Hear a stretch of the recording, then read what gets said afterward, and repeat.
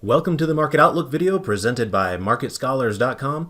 I'm your host, Brandon Van Zee. It's February 21st, 2023. First of all, if you're new, welcome aboard. Remember to go over to YouTube, click subscribe on our channel, then go down below into the description area. Make sure you're signed up for our email distribution list so that way you can be notified whenever we post these videos. Also, at the bottom of those emails, you'll see which stocks are giving you overbought and oversold cluster signals. I imagine we're probably going to see a few oversold signals here in tonight's email. In addition to that, we're heavy users of Twitter. If you're not doing so already, I would encourage you to follow me at Brandon Van Zee. And we really appreciate those of you that click like and retweet on our Market Outlook related posts. And then last but not least, we do have a presence on Facebook. Feel free to join our group at the web address you see in the logo in front of you. All right, let's jump into today's trade activity. And as you can see here from the S&P 500 heat map, it was a massacre out there. This was actually the worst day for the stock market in 2023. Now, we're only a couple of months in, so we don't want to make too much of that. Obviously, we saw worse days last year, but this was a pretty aggressive day, without a doubt. As you can see, very few green patches there along the way, and plenty of red and even bright red ones. Let's talk about the green ones here first, since those are so few and far between. You can see General Mills had a strong day, up 4%. You saw that Molson Coors was up about 3%. Kroger was up 1.4%. Kellogg was up about 0.78%. Hershey's was up just a skosh. We did have Kimberly-Clark up 1.57%. That was a stock we actually talked about in my options for long-term investors class just last week. We had Clorox up 0.5%, and then Church & Dwight up 0.25%. And then off to the left-hand side here, you can see Walmart was actually up 0.61% today. So those are all consumer staples companies, and it makes sense that on a big day that the bears controlled, that it is the more mundane areas like consumer staples that managed to hold up a little bit better. With Walmart in particular, it's noteworthy because this morning when we woke up, Walmart was down a couple of percent upon announcing their earnings, and initially Wall Street did not like what they saw. Walmart actually increased the dividend today, as did Home Depot, and we'll talk about that here in just a moment. But there's been a handful of those announcements. In fact, I just got done posting here after the bell tonight on Twitter that Genuine Parts also raised their dividend, and that's the 67th year in a row for Genuine Parts. Of course, an auto parts distributor here in the United States that is behind the Napa brand name. So anyway, plenty of companies raising dividends, and in some cases it helped maybe sustain them, like Walmart happened to kind of bounce back from its aggressive selling in the pre-market. We also saw a little bit of green down here in the energy patch. It was kind of hit and miss down there. A few of them up, a few of them down, but otherwise it was pretty bleak out there. I do see that Dividend Aristocrat AbbVie was up about 0.5% today. Dividend Aristocrat Medtronic was up about 0.8% today, and then Dividend Aristocrat Linde Corp, which is an industrial gases company, was up about 1%. So, one of those days where the Dividend Aristocrats perhaps held up a little bit better. And remember, that's been kind of opposite of what we've seen mostly this year. This year, up until here just in the last few days, has seen more of a kind of unwind of what was working last year. And it was kind of a snapback of what wasn't working last year. So, those companies like Carvana and those types of, disruptive, innovative companies that got absolutely decimated last year have bounced back to some degree this year. But today kind of unwound that idea once again. And now we're seeing some of those themes that worked okay last year once again work okay today, like the consumer staples. There's your defense military companies as well. Lockheed Martin and Northrop Grumman both managed to close the today in the green as well. So wish I could spend more time talking about what was working today, but as you can see, there's just not a whole lot to talk about. So we will then turn the attention to what did not work today, which is pretty much everything. Throw a dart, right? But the square that probably stands out the most, just because of how bright it is Home Depot.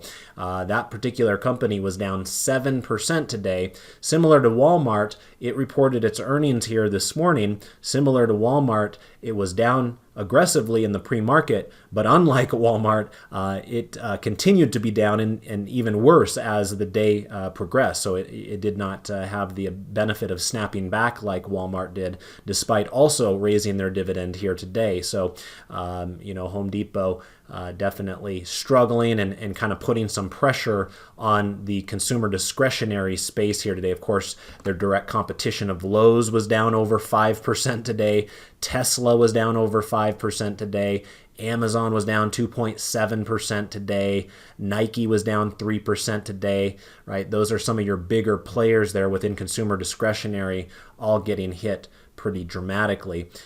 Speaking of important companies, of course, Google down 2.7% today, Microsoft down over 2% today, and Apple down 2.67% today. So they tend to dictate market activity since the S&P 500 is a market cap weighted index. And, for the most part, there wasn't specific stories that were coming out of those mega cap stocks to make them do so poorly. It was just an onslaught within the market here today as a bit of profit taking set in. We have to remind ourselves that 2023 has been a strangely bullish year up until the last few days. And so while it didn't feel like the markets should have gone up because it wasn't as though we were getting well beyond the inflationary era that we went through last year. And of course, the Fed is still raising interest rates. For whatever reason, the stock market wanted to jump the gun a little bit earlier this year. So now we're giving some of that back, a pretty big chunk of it after today, as a matter of fact. So we'll keep our eye on it, but obviously today it definitely would go into the bearish category for once after the bulls had won so many days earlier this year. Let's get a better sense of breadth numbers now. Coming on over here to the Market Watch tab, I've got the S&P 500 pulled up in the Index Watch area, and as you can see up here, only 37 stocks out of the S&P 500 closed higher today. That is incredibly bleak. That's only 7% of the stocks in the market closed in the green, with 93% of the stocks in the market closing in the red here today. So it was one of those days where there just weren't very many places to hide. Good chance you open up your brokerage statement or your brokerage account here tonight, and if you're long stocks, you're probably going to see some losses in the portfolio, and there wasn't really anything you could have done about that ahead of time because there's just selling across the board, right? Obviously, plenty of you have bearish trades like we do here in this Market Outlook presentation. Thankfully, most of my trades have not been bullish this year. Most of them have actually been iron condors. Have done a couple of bullish trades. Some of them sold puts that are not directionally bullish. They're just have a slight bearish or bullish delta tilt. And so I am thankful I didn't get too caught up in the major market rally that was happening earlier this year, as I just didn't really trust it all that much. Nonetheless, even the iron condors we have to watch out for. I did notice one of my iron condors is underwater, at least on paper at this moment. The others are still in profitable territory, so I am thankful for that. But just goes to show you that you don't want to get too carried away on either the upside or the downside. Sometimes that old acronym FOMO just comes out of nowhere, the fear of missing out, and captures your imagination, and you find yourself in the market doing things that maybe you otherwise wouldn't. And so I do wonder how many investors and traders got their wings clipped here a little bit with this big pullback that we experienced here today and last week in certain days as well. Let's take a look at our charts now. And as you can see, we do have the S&P 500 pulled up on chart 6D. I like to look at this chart whenever we have a move of over 1%. And boy, oh boy, did we ever today. In fact, it was 2%. As you can see down below here, this red bar stretches down to this orange line, and remember the orange line represents a 2% price move, so if it's a red bar going to the orange line, it's a minus 2% move. If it's a green bar going up to the orange line, then that would be a 2% plus move. But today was one of those ugly days, and as I mentioned before, this is actually the worst day of calendar year 2023 so far. We'd have to go back to this day right here on December 15th to see a day worse for the S&P 500. On that day, we were down basically 2.5%.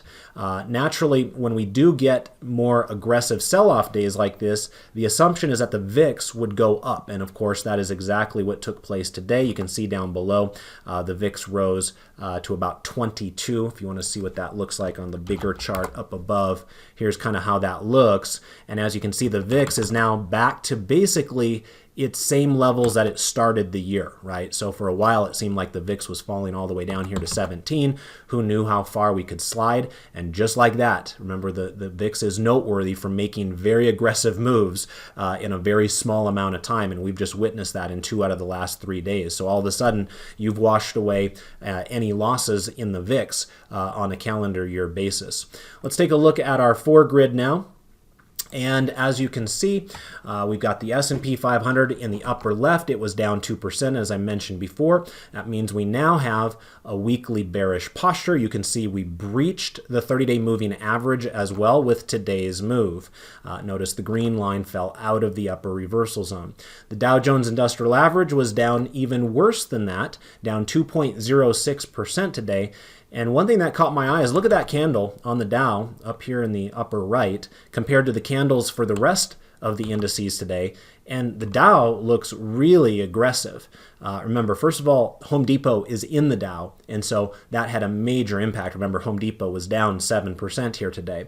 Now, in addition to that, one thing that caught my eye is notice that the NASDAQ was down 2.5% today. So the NASDAQ was down worse than the Dow, yet look at the candle of the Dow versus the NASDAQ, and also look at the daily range where the NASDAQ is in the blue label here, the Dow is in the orange label, meaning the Dow's daily range today was wider than the average true range, whereas for the NASDAQ it wasn't. So it just goes to show you that while the Dow was actually down less than the NASDAQ today, you could look at it as though it was a more aggressive day for the Dow because you have to compare them to one another instead of the Dow to the NASDAQ. You should compare the Dow to the Dow over time. And this was a really aggressive day there for the Dow. To be fair, I think that this daily range label works just from the high to the low, and there was a gap down on the NASDAQ. So that did create a little bit of an issue there with the reading as well. But I thought that was pretty interesting. So the NASDAQ, as I mentioned, was down 2.5%. It also has a weekly bearish posture, as does the Dow Jones Industrial Average. Notice that the Dow Jones Industrial Average also has a red 30-day moving average now, meaning that price is below a falling moving average. That is the first of these 4 indices to give us that view. And then last but not least, we have the Russell 2000, also giving us a weekly bearish posture with that green line falling out of the upper reversal zone. And just like the other indices, we closed either at or below the 30-day moving average here. And so all of these, you can now say, even the NASDAQ, just barely, all 4 of these have closed below their 30-day moving average. All 4 of them have weekly bearish postures, and the Dow Jones has price below a falling moving average at this point. Let's take a quick peek here at our 1040 crossover method. Remember, this is a little bit longer term chart here. These are 3 years in length with each one of the candles representing a week. And as you can see, the NASDAQ continues to have a bearish crossover down in the lower left, but the other 3 charts have the green background color. telling us that the move so far in calendar year 2023 has been bullish enough to give us a crossover on the 10-week moving average versus the 40-week moving average. But you can see how precarious all of them are. They're basically all touching right now. So we could easily see all three of those charts go back to a pink background within just a few weeks if the selling does pick up from this level. And then last but not least, let's take a look at our 3 green arrows.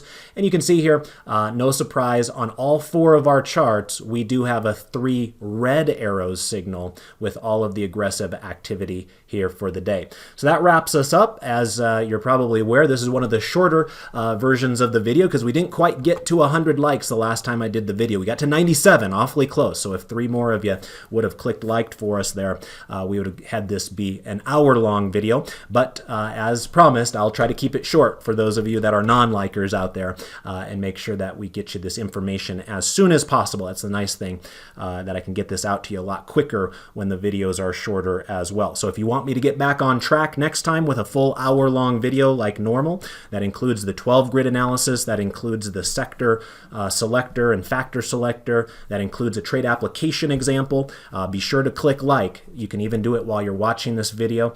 It'll also be pinned to the top of my Twitter timeline there. I was kind of hoping I would be able to give you another sold put idea today with the markets down over 1%. So if you haven't been in that routine lately, make sure you get into it. Help support us there by clicking like. And thank you for all of you who have helped us along the way with that. So until next time, I want to wish you all the best of success with your trades and your investments. Goodbye for now.